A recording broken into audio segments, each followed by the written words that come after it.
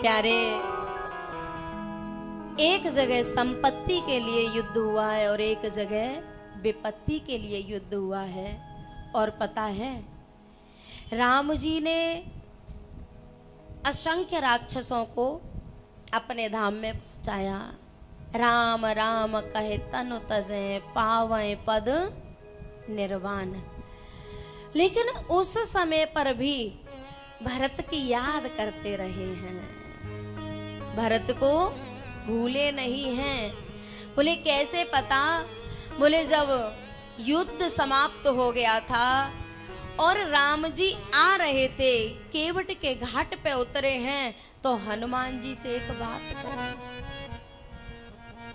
हनुमान मुझे पहुंचने में थोड़ा समय लगेगा, आप शीघ्रात शीघ्र जितना जल्दी हो सके अयोध्या चले जाओ।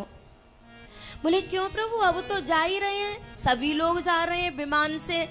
बोले विमान से नहीं, विमान की गति ज्यादा तेज नहीं है, आप तीव्र गति से जाओ और मेरे भरत से जाके कह दो कि मैं आ रहा हूं।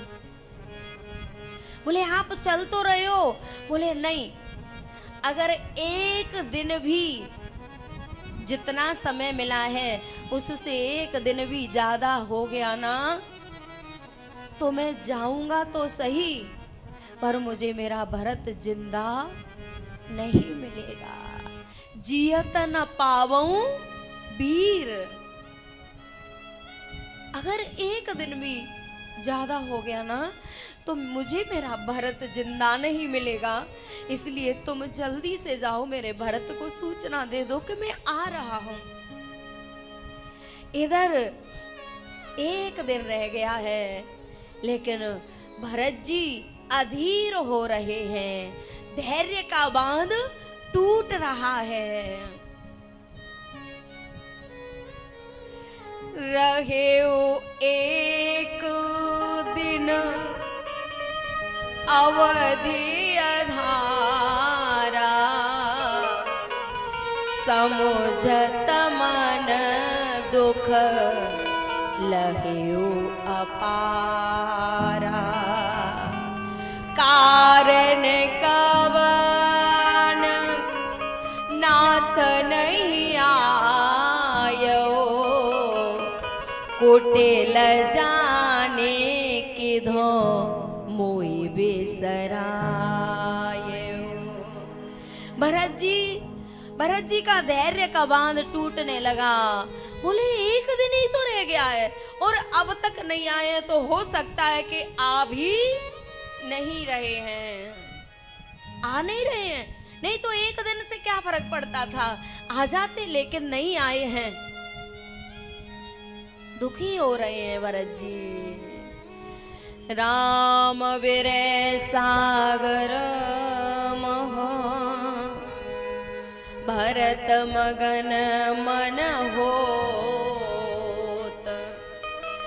राम विरह सागर मह, भरत मगन मन होत। विप्र रूप धरे पवन सुत, आए गयो जनुपोत। भरत जी विरह के सागर में डूबने ही वाले थे, विरह के सागर में डूबने ही वाले थे।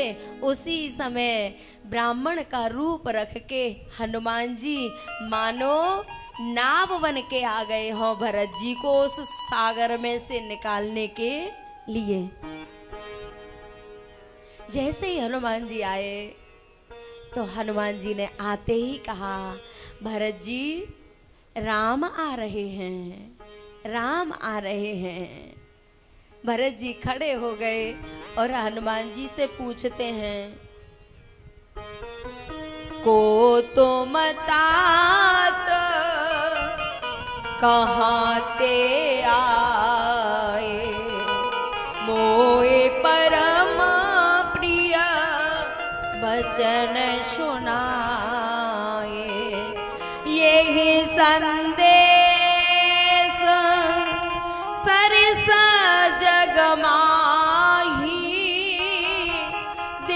क्यों करे विचार कछु ना।